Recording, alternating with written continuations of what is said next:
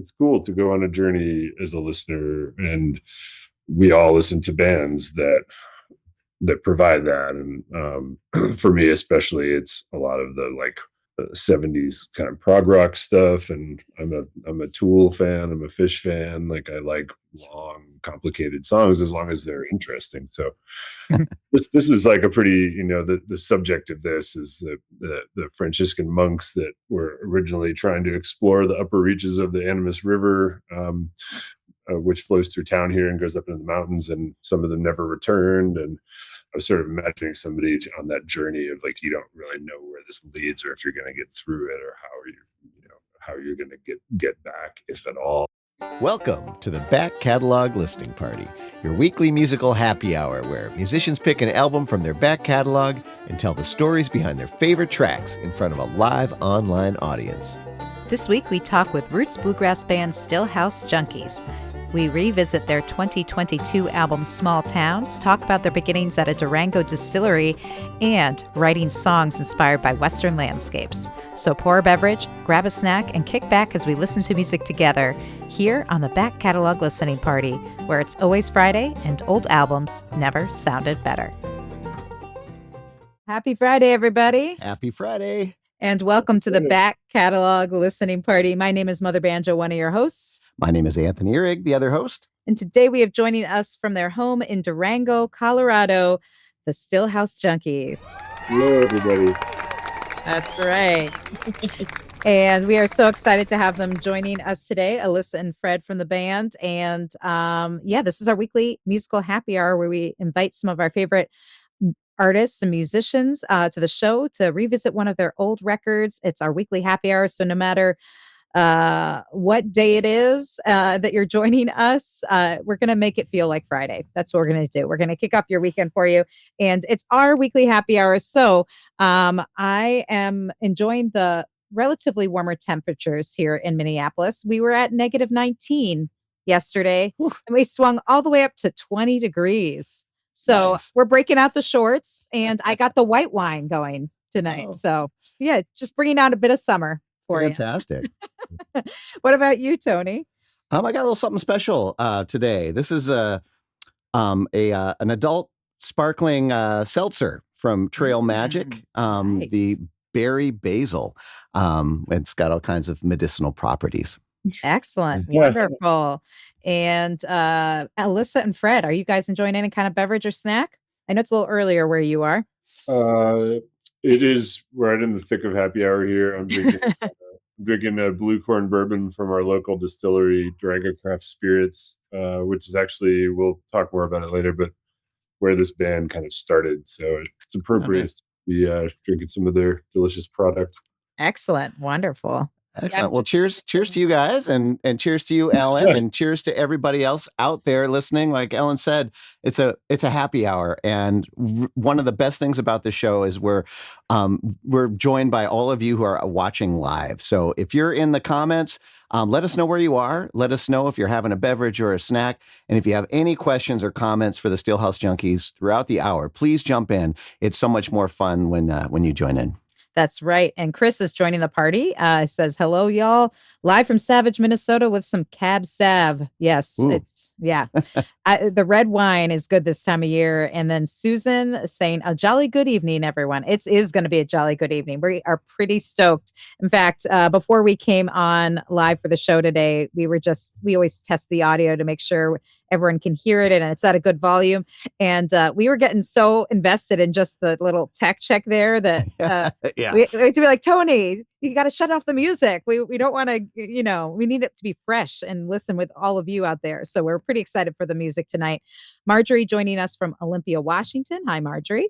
And let us know where you're tuned in from. And for folks who are maybe less familiar with the Stillhouse Junkies, Alyssa and Fred, maybe you could tell us a little bit about where the band began and how the two of you fell into making music together. Yes.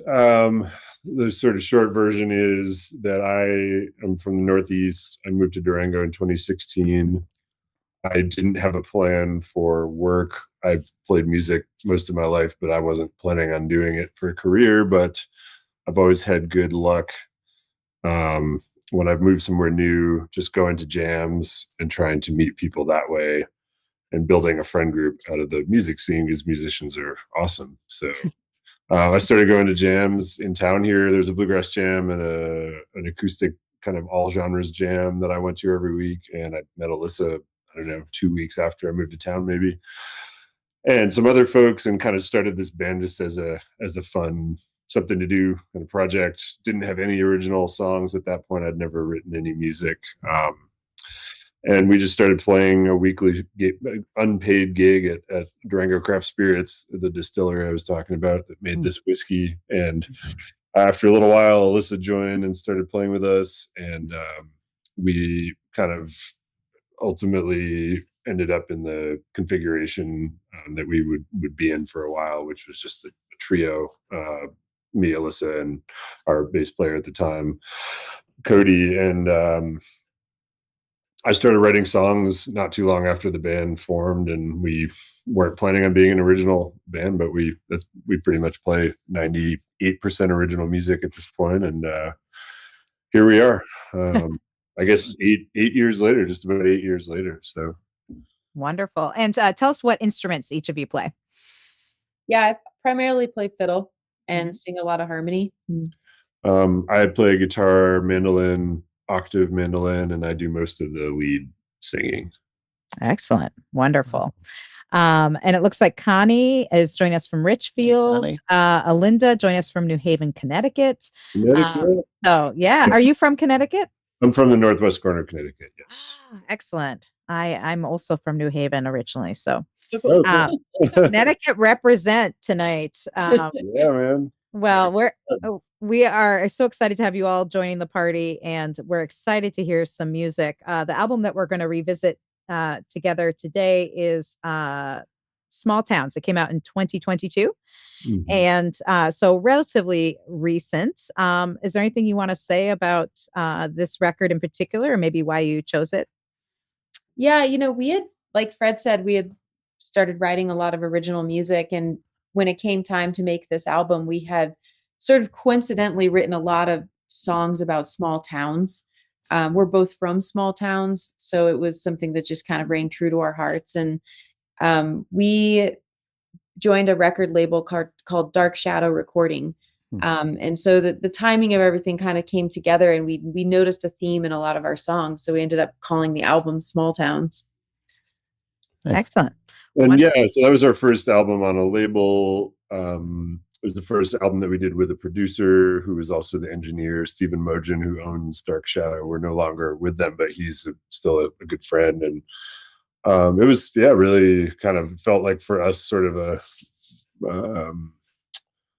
coming out of sorts musically, because we were able to get the music to a wider audience through the label's help. And we've been able to get some Sirius XM and other streaming site, pretty steady airplay through those guys. So this was really kind of like our first mature album, I would say, whatever the right word is. But where does it fall on your discography? Did you have a couple kind of independent releases before this one? Well, it's our fourth full length. We put out an album that's not on streaming sites anymore with the original lineup. We had a fourth member, and just felt like that music wasn't super representative of where we were at anymore. So that was taken down. But we have Hillbilly Poetry, Calamity, and then Small Towns. So it's fourth, but if you look on streaming sites, it's, I guess, the third thing you'll find. Cool. Yeah. Well, every band has a demo or two in the closet. Yeah. Sure. We've recycled a lot of the music from the first album. It's called Over the Past. So we're going to start with a song called Over the Past. It was on that album that there was music on that we decided, we should really re-record this because it's still a song that we like and we perform. So a lot of that record, not all of it, but a lot of it has been re-recorded in other forms. Awesome. Excellent. Well, that's a perfect segue to maybe spin in our first track. Is there anything you want to say about Over the Past before we give it a spin? This is the first song I ever wrote. Oh, wow. And it's the first song I ever wrote, the first song I ever performed of mine with the band. It was the band's first original song that we performed. It's about Durango. If any folks tuning in have been here, you have to get over some kind of mountain pass from most directions to get here. So it's a little bit challenging. And I'm a New Englander. That's not really something I had to deal with before I moved out here. So I just thought I was kind of imagining somebody in the pre-automobile era trying to get to Durango and the hardships you would maybe go through, coming from the north and hoping that you make it. Yeah. Given you would even make it. So excellent. All right. Well, let's give it a spin. Let's start our happy hour with Over the Pass from the Stillhouse Junkies here on the Back Catalog Listening Party.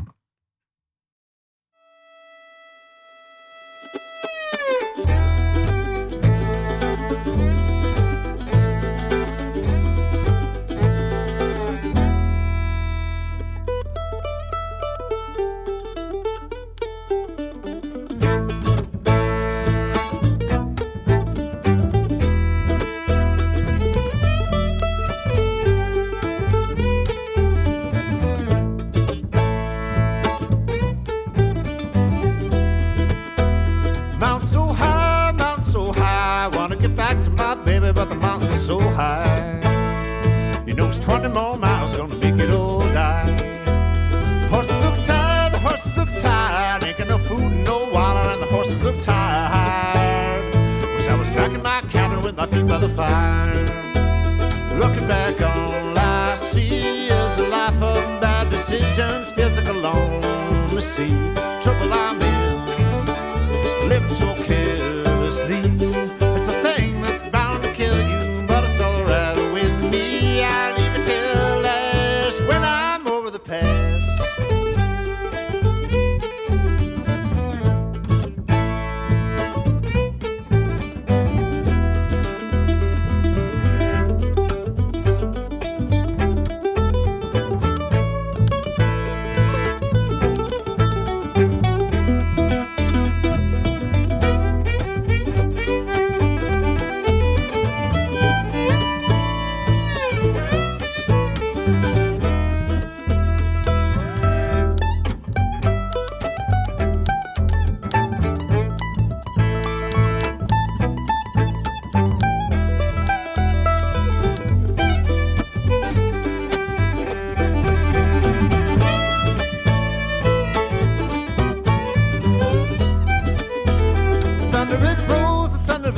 See that rain coming up the valley and the thunder it rolls. The trail's getting rougher and it's darker than cold. Deep in my bones, I feel that old fear and it's creeping down deep in my bones. There ain't no help coming and I go it alone. Looking back, all I see is a life of bad decisions. Feels like a lonely sea. Trouble I'm in, living so carelessly. It's a thing that's bound to kill you, but it's alright with me. I'll leave it till last when I'm over the pass. When I'm over the pass. When I'm over the pass. When I'm over the pass.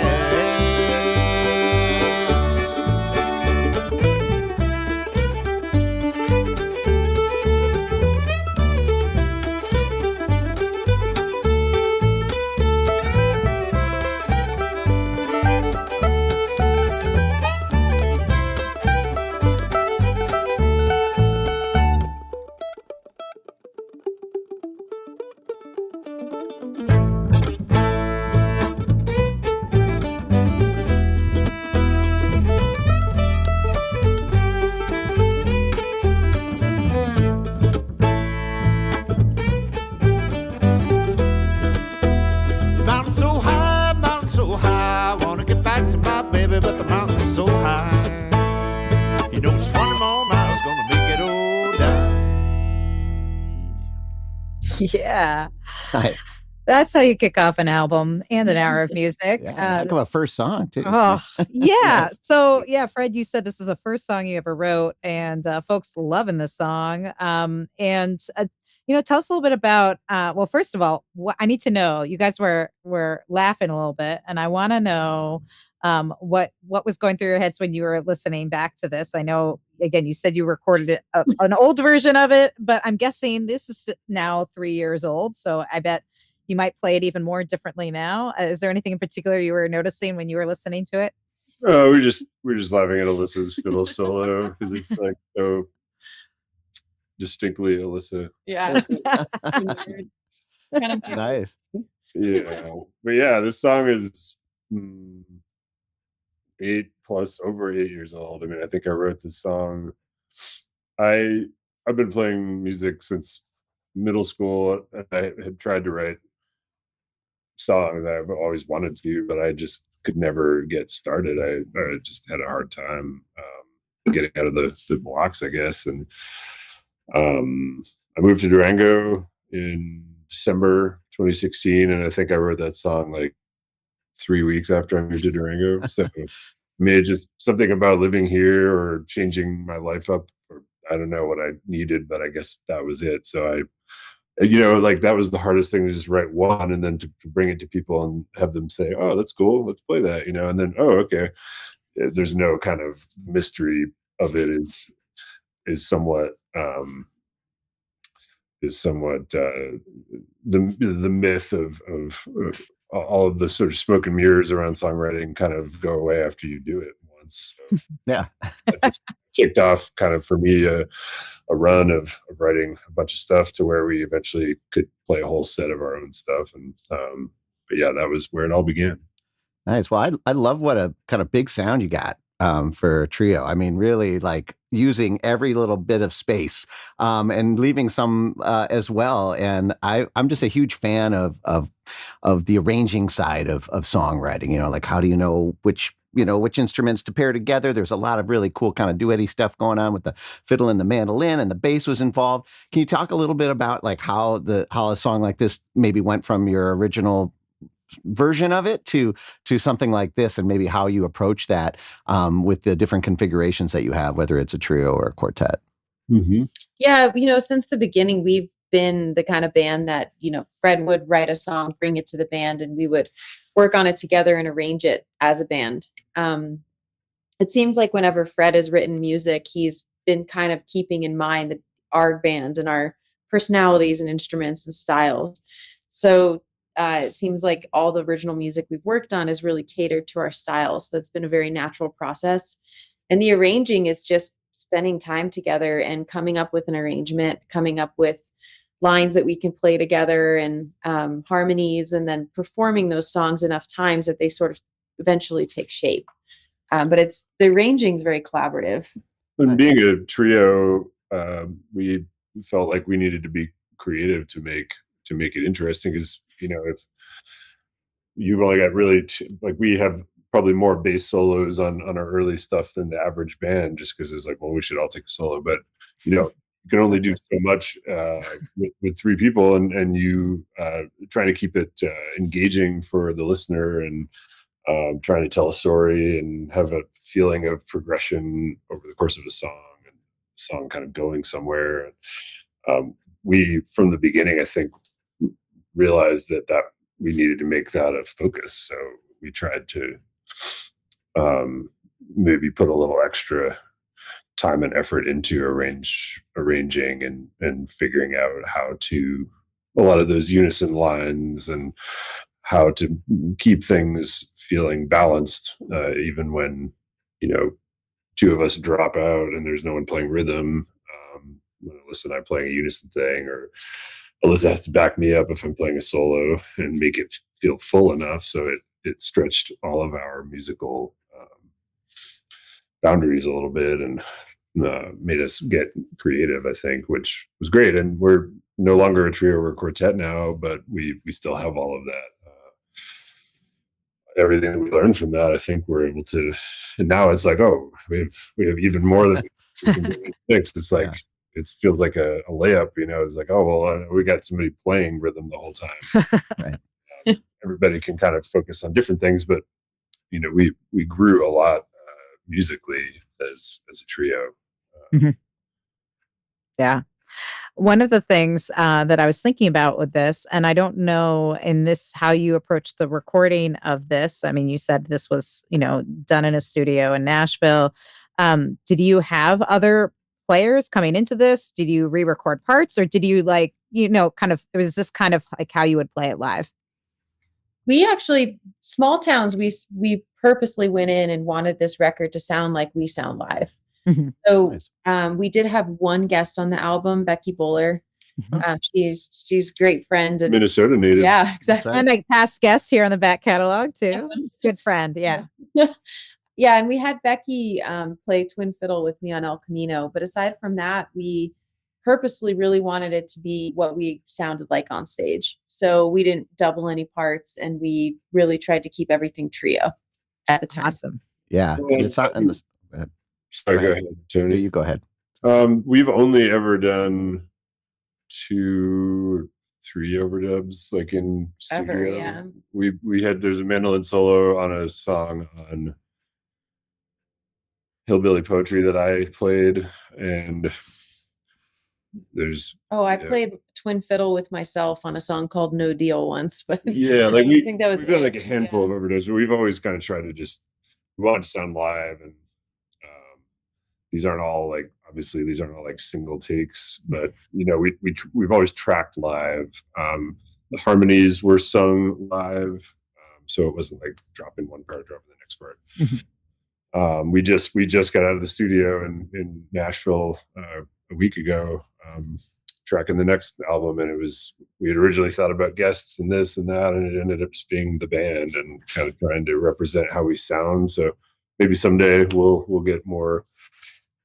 We'll expand beyond that, but it's always worked for us, and I think there's certain energy and mojo that comes from playing everything together live in a studio that we all really like. And it's not to say that that's not the only way to do it, but it's worked for us really well, and we like the results that we get. So Well, yeah, it sounds pretty dang good, I have to say. For and the kind of sound, as Tony said, that you got from a trio is pretty robust.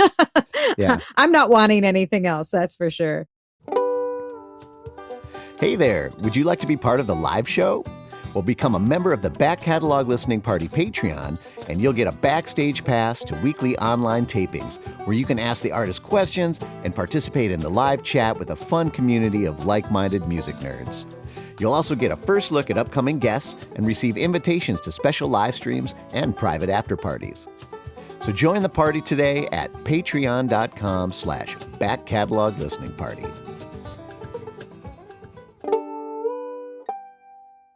I do want to mention to folks, I know folks are continuing to join the party. If you just joined us, this is a happy hour listening party. So feel free to hop in the comments and let us know what you're thinking of the music, what you're drinking, where you're tuned in from. And again, any questions you have for the band as we go along, and we'll be happy to get to as many of them as we can. But I want to get to more music because, so good. And I need this bad this week. So Evergreen, is there anything you want to say about this tune before you take a listen? This is a small town in the Colorado, in the foothills of the Rockies, just west of Denver, that we drive through all the time. It's about leaving town and going out and traveling around and realizing that actually you had it pretty good where you started, and maybe going back there afterward. So, which is kind of what Alyssa did. She left Durango and went out and worked different jobs and Came back. Found your way home. All right. Well, this is the Stillhouse Junkies with Evergreen here on the Back Catalog Listening Party. I was gone just like a train. No reason I had to complain. It was my time, and when it came, no one could hold me. Headed south way down the line, sun-kissed, but somehow I lost the shine. Just wanted what I thought was mine. Nobody told me. High up in the summer, the night falls like a sigh. I'm longing for the day that passed me by.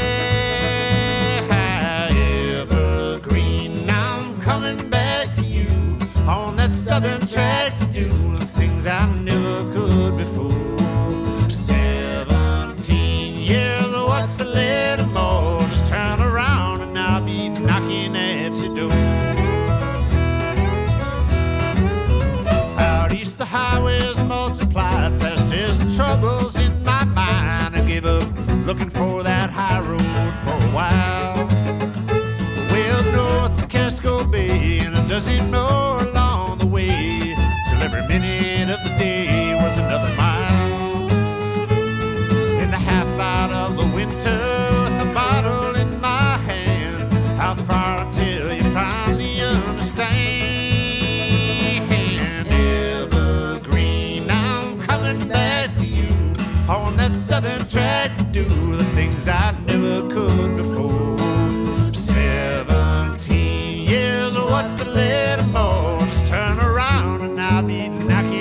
at your door.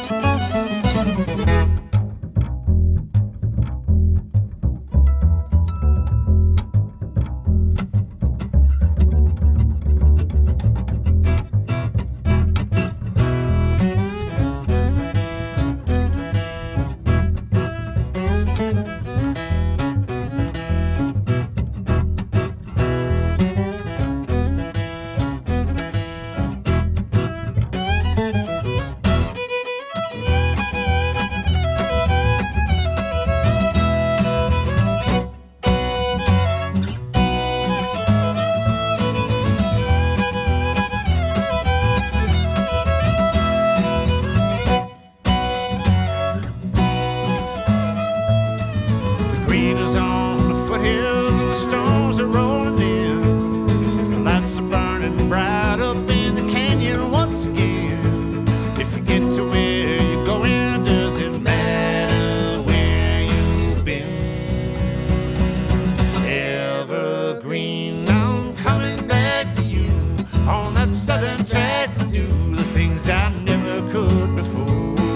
17 years, what's a little more? Just turn around and I'll be knocking at your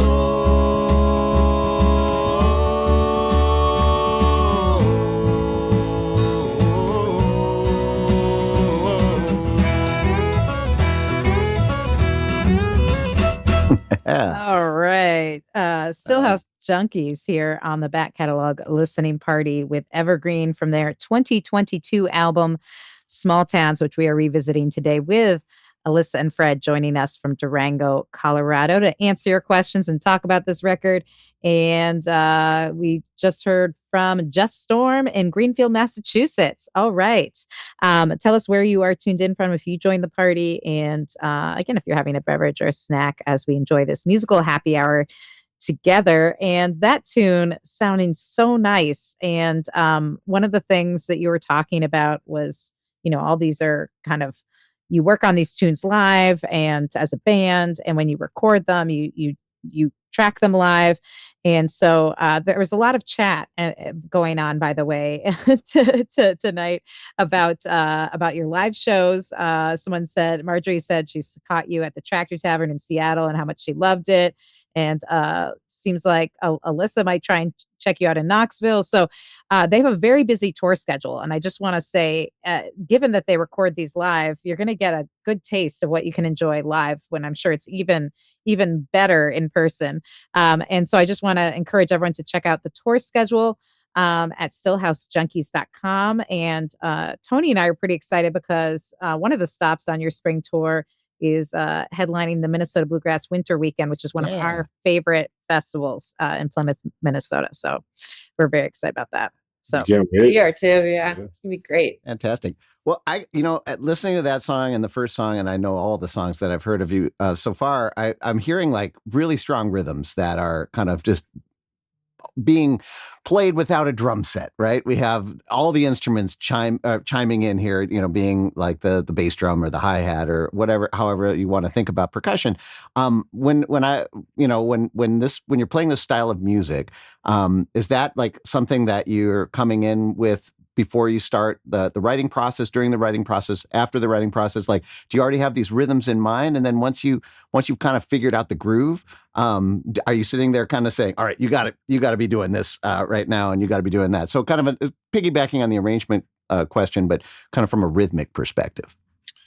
Yeah, I think when I started writing, so Evergreen was, not in the earliest batch of songs, but it was pretty early. But I was just trying not to do the same thing twice. So I was kind of like, all right, what grooves have I not tried yet? And Evergreen has like to me anyway, like a second line kind of, and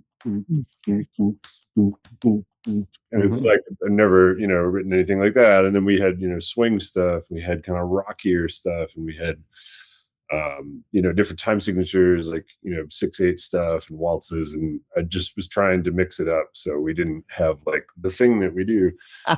Right, just It was boom kind chuck, of boom an chuck, boom exercise, chuck. really. Just I was just like, all right, whatever thing I try to write next, I just want to make sure it doesn't sound like, oh, that's the thing that he does, in every song. And All right, so it was a it'd be cool to conscious, have that too, but yeah, but it was a conscious choice. Like I want to yeah, do a yeah, song that has this and like groove. I don't know, like groove is, yeah, like we were very focused on that from the beginning. We all play bluegrass, kind of more like traditional bluegrass a bit, but none of us are really like that. That's not like our thing, I come out of more like rock and funk and jazzy stuff, and Alyssa's played all kinds of stuff, and none of us really have like a bluegrass pedigree. So it was like, well, how about we just make up our own thing and be the best at that, rather than trying to compete with bands that are going to, bury us every time in the bluegrass kind of specific realm. Like we don't have a banjo player. We're a 3-piece.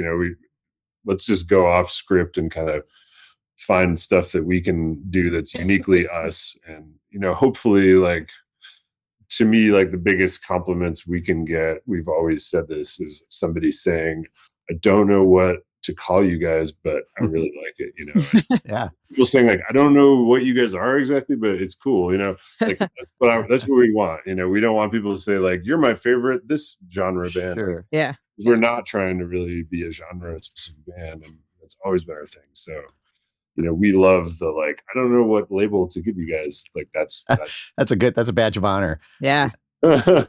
Yeah.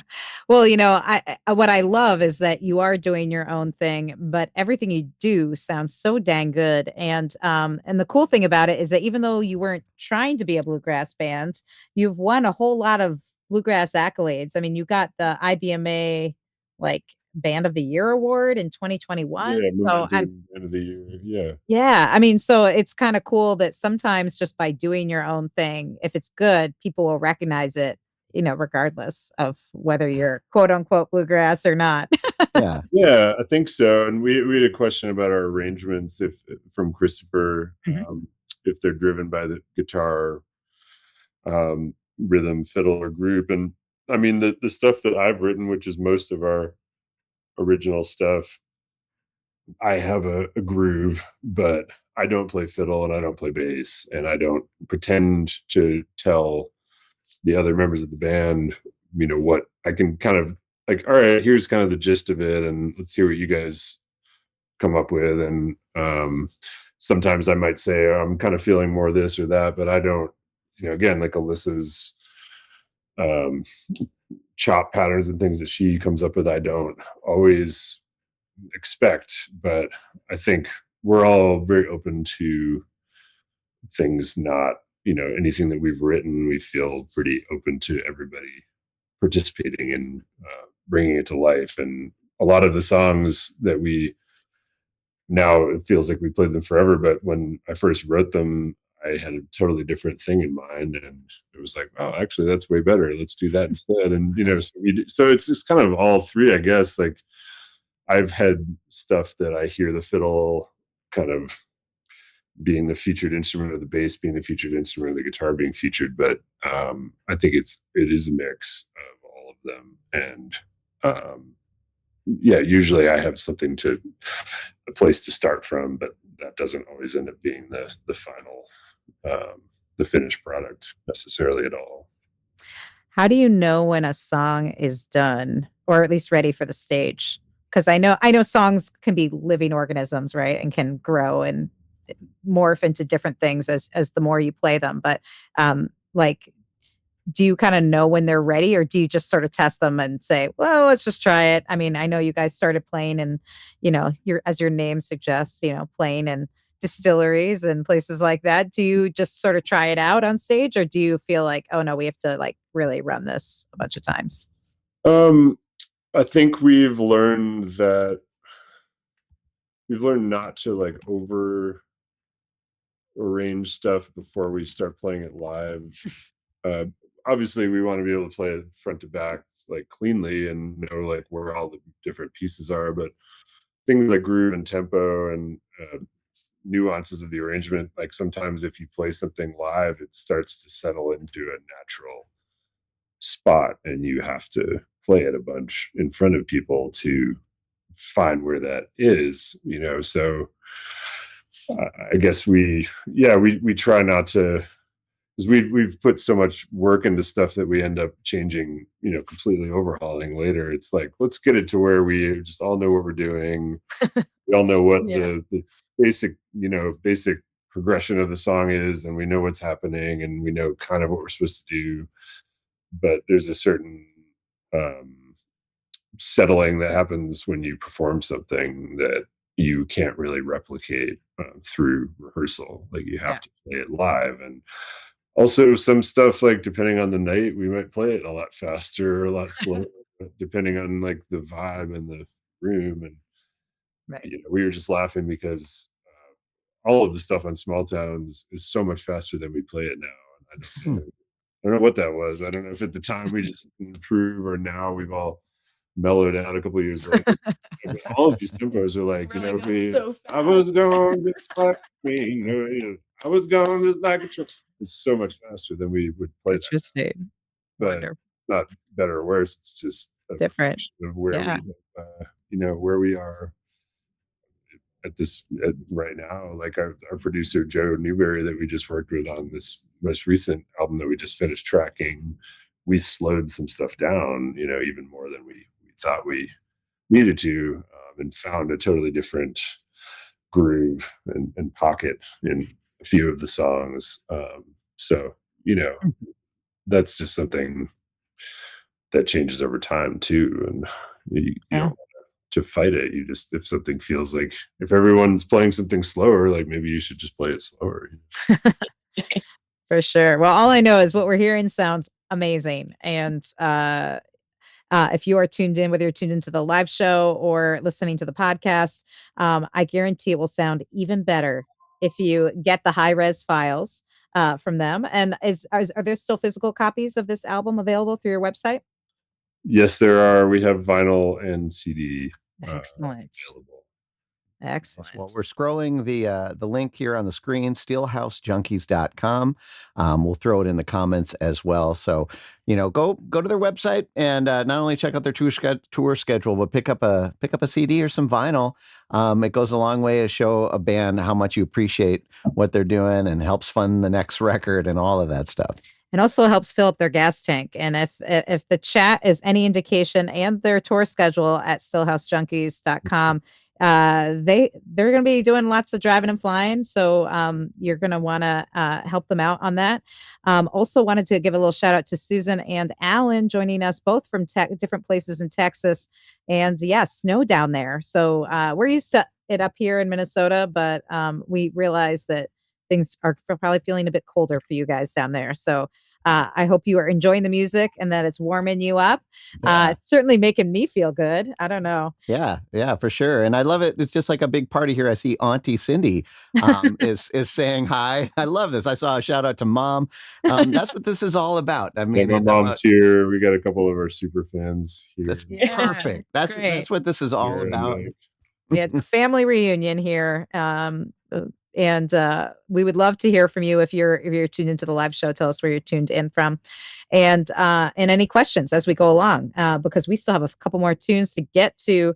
And this next one that you picked to feature is "River of the Lost of the Lost Souls." Is there anything you want to say about this before we take a listen? It's long. This is the longest song on. Well, it's funny. I will say two things. Stephen Mogen, who produced and engineered this album, when we were doing pre-production, some stuff got changed so much. Like he was like, we should do this and change that and move this here, and this song was so long and sprawling, and he said I wouldn't change a thing. That was the only one, I think, on the full album. He was just like, good, go. We didn't change anything because he said, it's okay if, like, long is okay as long as it's purposeful and as long as it makes sense to someone listening to it, as long as it's not indulgent. So this is kind of a through composed longer piece. The jam section, I don't know if we have any Fish fans in the crowd, but it's Harry Hood, and the song is about the Animas River that runs through our hometown of Durango. So excellent. All right, folks. Well, why don't you grab another beverage and sit back and enjoy River of the Lost Souls from the Stillhouse Junkies here on the Back Catalog Listening Party.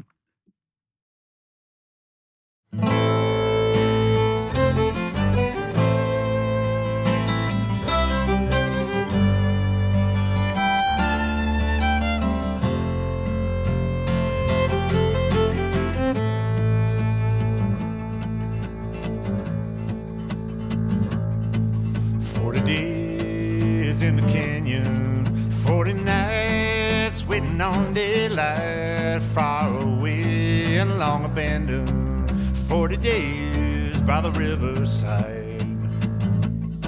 I came to you, a boy of 20, and I came to find you were the fighting kind, nothing to lose, all turned against me, life and limb I left him on the line. So roll me soft and rock me gently, like the one you've always wanted for yourself. Love and loss, you've known plenty. If I dig my way to silver, I'll be drinking to your health.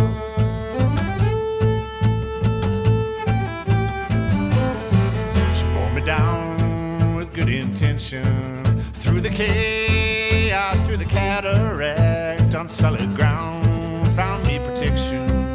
Bore me down, spinning on my back. And I took it hard, nothing for granted, searching for a way up from the shore, and falling darkness empty-handed, found fear of God and nothing more. So roll me soft and rock me gently, like the one you always wanted for yourself. Love and loss, you've known a plenty. If I dig my way to silver, I'll be drinking to your health.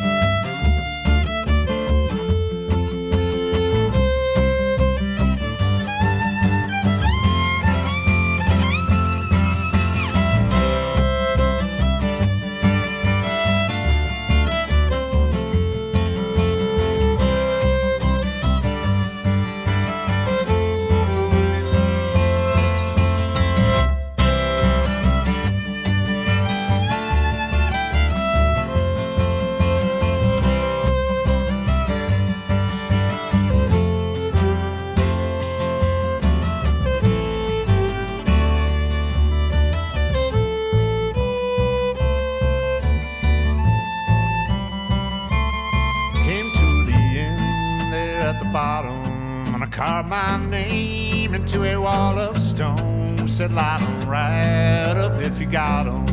No cause for shame, dying alone. But the devil's due, it was never given. No last rites, this time a real lost soul. Down through the night, ghosts of the living, old friends of mine carrying me home. So roll me soft and rock me gently, like the one you always wanted for yourself. Love and loss, you've known a plenty. If I dig my way to silver, I'll be drinking to your health.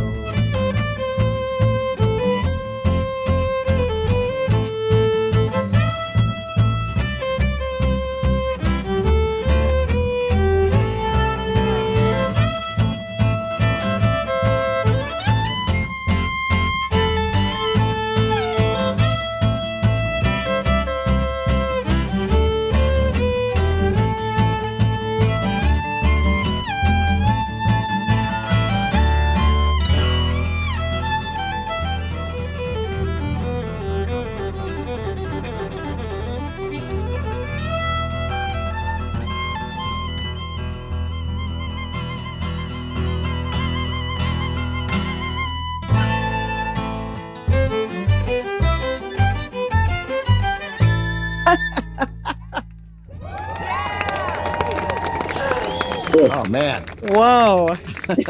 Yeah. Epic journey. Yeah. That was epic. Amazing. And I love this comment that just came in from Susan. This could be a theme for a Western movie. Love the sound. And then some other folks commenting, I think Alyssa talking about, feels like it's like on a long road trip. And yeah, it is a journey of a song. And I would love to know when you play this live, like, is it like Fish? Could it go on another like 10 minutes or do you guys usually keep it kind of to the same arrangement roughly? The part that stretches out that's not barred out is that 154 like Harry Hood jam that it's the guitar solo is in that spot. So that we do sometimes stretch this out for sure. And I like writing on everything we've put out. There's been at least a couple of these kinds of songs that are a little bit more like complex arrangement and kind of section, because it's cool to go on a journey as a listener. And we all listen to bands that provide that, and for me especially, it's a lot of the like 70s kind of prog rock stuff, and I'm a Tool fan, I'm a Fish fan. Like I like long, complicated songs as long as they're interesting. So this is like a pretty, the subject of this is the Franciscan monks that were originally trying to explore the upper reaches of the Animas River, which flows through town here and goes up into the mountains, and some of them never returned. And I was sort of imagining somebody on that journey of like, you don't really know where this leads or if you're going to get through it or how you're going to get back, if at all. And just living in the Western US, there's this, you're on the frontier, it's like there's still stuff that feels like, not a lot of people have set foot in this spot. And it's cool. I'm from Connecticut, and Connecticut's pretty well explored. I don't think there are a lot of unexplored reaches of Connecticut. Like people have trod upon every square foot of ground in New England. But the West is just so vast. And for me, as a East Coaster living out here, Alyssa grew up here, but I'm fascinated by that aspect of it. And somebody mentioned the kind of like theme for a Western. Susan mentioned like theme for a Western movie, but I've only written music here, so infused with like landscape for sure. Yeah. Well, I just want to say, Alyssa, you're a powerhouse on that. Yes. Fiddle. I had digging, fiddle written in. Yeah, I was digging like all kinds. I've heard some fiddle stuff, like some bluegrass, but there's a lot of other things going on in there. And I would just love to hear a little bit about your background on the instrument and kind of what kind of stuff you were listening to growing up and who you like. This ties into Christopher asked another question about school background that we can kind of address with this too a little bit. Oh yeah. Yeah, for sure. My background, I started violin when I was in elementary school, and I started Suzuki violin, which is a pretty strict training through the classical violin world. And I continued to train classical up through like 17, 18 Hmm. years old. And I took it very seriously. But at the same time, my dad brought me to a lot of bluegrass and folk festivals while I was growing up. So I went to Telluride Bluegrass. I went to the Pagosa Folk and Bluegrass festivals, and I was very aware of the different genres. And my dad used to blast Bela and the Flecktones, you know, All through right. the house all the time. So I was being inundated with, bluegrass and folk and this genre, even though I didn't know I was. Hmm. Um, so I took a little break from violin when I went to college, and didn't end up majoring in music, and kind of went into the corporate world for a while. But then I came back to music in my mid-20s, and that's when I dove face first into learning by ear and not reading sheet music anymore. And so what you're hearing, Tony, and is, yeah, there's a little bit of bluegrass in there, but it's a lot of like mixed styles, because I spent a lot of time listening to like Stefan Grappelli, so like gypsy, but also have the classical background. And I tried really hard to be a bluegrass fiddle player and to get rid of my classical sound. And then I realized that it's just a part of my sound. And so I started to just embrace that I'm a total fiddle spaz, and I just kind of do what I feel. Yeah. That's that. Awesome. it Well, works, it's a man. great. I mean, again, it's like you lean into your strengths, and good things happen. It sounds fantastic. Thank you. And I feel really, really lucky, because the music that Fred writes and the melodies that he writes and the style he writes in really caters to my style of violin playing. I mean, if I were asked tomorrow to play the bluegrass, like a very traditional bluegrass band, I could kind of fake it till you make it, but I would be a little bit out of my comfort zone. But this is like, Fred's music has always really resonated with me. So Awesome. That's great. The Back Catalog Listening Party is brought to you by EFS Publicity. Founded by veteran publicist, promoter, DJ, and musician Ellen Stanley, EFS brings an artist's perspective to the table, working to help clients get to the next level in their career. Services include national and international media campaigns, radio promotions, tour press, crowdfunding, grant writing, and more. Get a quote or set up a consultation today at efspublicity.com. Fred, to answer Chris's question, did you have any like formal musical training? I know you were playing music since you were a kid, but did you have any music school training, or was this all just by being in bands and playing by ear? Yeah, I've never had any formal musical training. My mom, who's on the stream here somewhere, he's Mando Bev. Mando Bev. Yeah,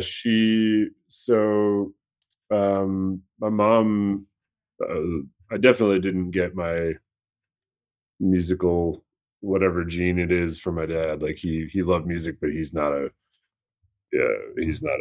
musician. But my mom, she went to Brown in the thick of the folk movement, and sang in the Brown women's a cappella group, and she's played music pretty much my whole life that I can remember. Played guitar, and then took up mandolin, which is where I was introduced to the mandolin, and was the first place I heard bluegrass. Was my mom taking me to a local festival in our neck of the woods called Gray Fox. So good. Incredible festival, and we've been fortunate enough to play there a couple times now. But I that was the first place I heard a lot of this music, and I think like bluegrass and folk people, I just learned by ear and instinct, and kind of honed my ear through that. And if you put a sheet of music in front of me, I don't know what to do with it. I could very, very slowly get through it, but I have to look at each note and do my mnemonic of like Every good boy does fine. Yeah. not do that, but if you play lightly, I can play that. I can learn by ear, and I've managed to function by ear my whole career musically, and I have enough theory to kind of know what I'm doing. But most of it's just like, if it sounds good, it is good. And I think a lot of my favorite bands, Fish and Grateful Dead and the band. A lot of these great songs were written by people who weren't trying to, they weren't bound by the constraints of academically taught music. Like, oh, you can't, Cumberland Blues, like a Grateful Dead song. Like if you listen to that song, like it makes no sense from a theory standpoint. Like, chord changes in that song are completely insane that have nothing to do with, they're not part of the key. But it's an amazing song, and no one's ever been like, man, I love the song, but it just doesn't make sense from a theory standpoint. Exactly. Problem with that, like if you feel it in your soul and your gut, and if it makes sense to you, like it'll make sense to other people. So I've kind of come at it from that, and it's a little bit freeing. I'm glad that I don't have that background of like having to fight my training to write, or like to get out of like the right. Not that that's a bad thing. Like, people write all kinds of amazing music who come from that background, but I don't have any, there are no regrets that I didn't do that. Right. Well, I mean, everyone is feeling it. You're saying if Yeah. it feels good, it is good. And I would agree with that. Everyone is loving the music. And we want to fit in one more song before we go. But before we do, we want to thank the folks that have made this show possible for almost 5 years. We've been doing this and now it's a podcast as well.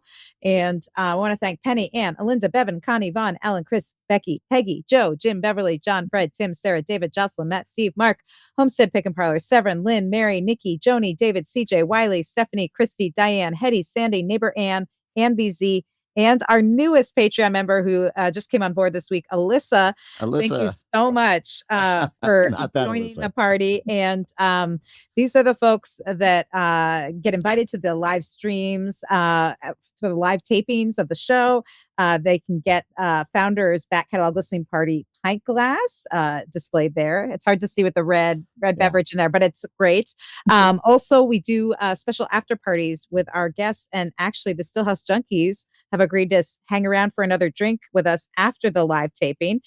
So our Patreon supporters can join us for that. So that's just another perk you get, and you get first look at all the guests. So if you want to join our Patreon community, patreon.com/Back Catalog Listening Party. And very quickly, so we can get to that last song, I want to give Alyssa and Fred a chance to talk about their Patreon at Stillhouse Junkies.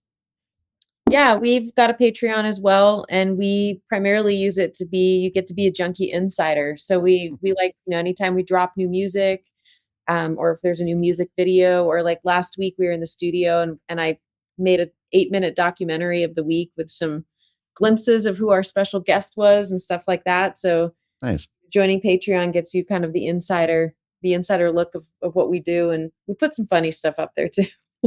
Well, and I would say too, like everybody listening here, this is nothing new to them, but when you think about what we all pay $5, $10 a month for, like you couldn't find a better use for that money than things like back catalog or supporting a band, or just people who are really going to, like, they're going to use that money for the best possible things, and to continue to provide people with I think an essential resource, which is music, and sharing the stories of people who work in the creative world. And this stuff is more important than ever right now, and $5 a month is not that much, and it really does go a long way. So awesome. Well, if you're just listening to the podcast version, it's patreon.com/Stillhouse Junkies. We'll put that link in our show notes at backcataloglisteningparty.com. And I couldn't agree more. And the community of Patreon, the people coming together, that's what it's all about to me. And we're so appreciate you spending this hour with us, and all of you out there watching live, and anybody listening on your headphones. Thank you. This is what the world needs more than anything right now. So with that being said, we need one more song. That's what the world needs right now. And the song we have here, it looks like we have a special guest over there in Ellen's world. The song that we have is Colorado Bound. And is there anything you want to say about that before we give it a spin? This is actually a Minnesota song. My grandpa Al from the Iron Range, Coleraine, Minnesota. He took a road trip out to the West Coast in the late 1940s in the family Ford, and I wrote the song about it. This is the first song we've ever had on streaming sites to crack 100,000 streams. It just happened like a month ago. So, congratulations! Yeah, thank you. Fantastic. A great way to close out our hour here. This is the Stillhouse Junkies with Colorado Bound here on the Back Catalog Listening Party.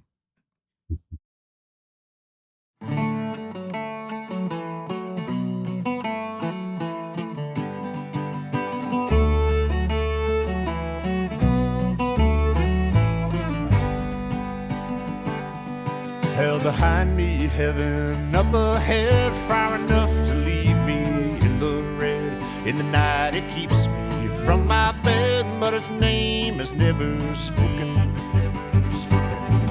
It's a fever there until it's gone, like there's something more than keeping on. Doing right's more than not doing wrong, without a winter fast approaching.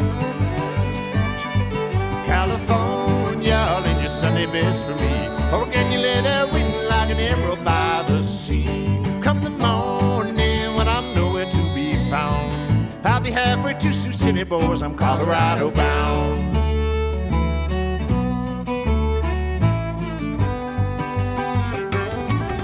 There's iron in my blood, it's true, but a man must do what he must do. 1,000 miles to somewhere new, and that road is always open. California, in the Sunday best for me, or can you lay there waiting like an emerald by the sea? Come the morning when I'm nowhere to be found, I'll be halfway to Sioux City, boys, I'm Colorado bound.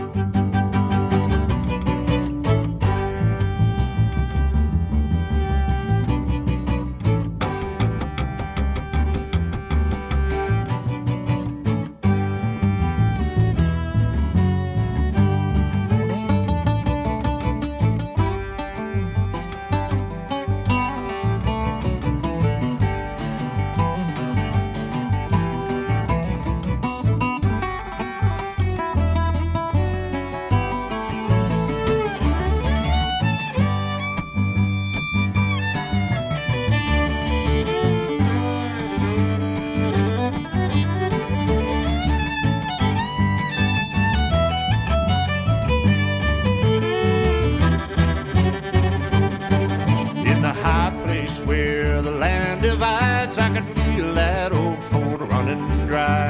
Leave her right there under 35, and the rest of it open. California, lend your Sunday best for me, or can you lay there waiting like an emerald by the sea? Come the morning when I'm nowhere to be found, I'll be halfway to Sioux City, boys, I'm Colorado bound.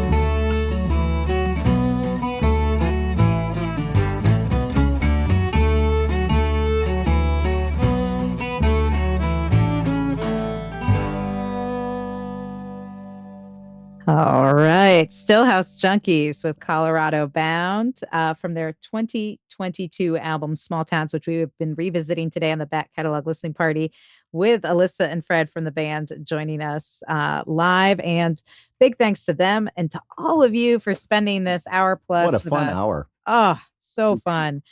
Great music, great conversation, and great connections being had with folks tuning in from all over the place. And whether big thanks to everyone who joined us in the live chat and to all of you out there listening on the podcast. There's something special about listening to music with other people and getting the artists themselves to talk about the arrangements and the songwriting. Such a great time. Yeah. So for those of you who are in our Patreon community, we are excited to see you at the after party right after this. For everybody else, thank you so much for tuning in another week here at the Back Catalog Listening Party. Until next week, keep supporting independent music and musicians. Cheers. Cheers. Thank you guys so much. We really appreciate everybody showing up, and I've said it in the comment, but we'll hope to see you all out there somewhere soon. Keep an eye on our tour dates. We do travel a lot, and I'm sure we'll be coming somewhere nearby. So come and say hi, and say that you saw us on Back Catalog. All right. Excellent. Cheers, everybody. Thank you. Cheers, you guys. Thanks for joining us on the Back Catalog Listening Party. If you like what you hear, please subscribe to the podcast and leave a review, which helps more people discover our show and our guests. And do you want to be a part of the live show, get a first look at upcoming guests, and receive invites to private online parties and live streams?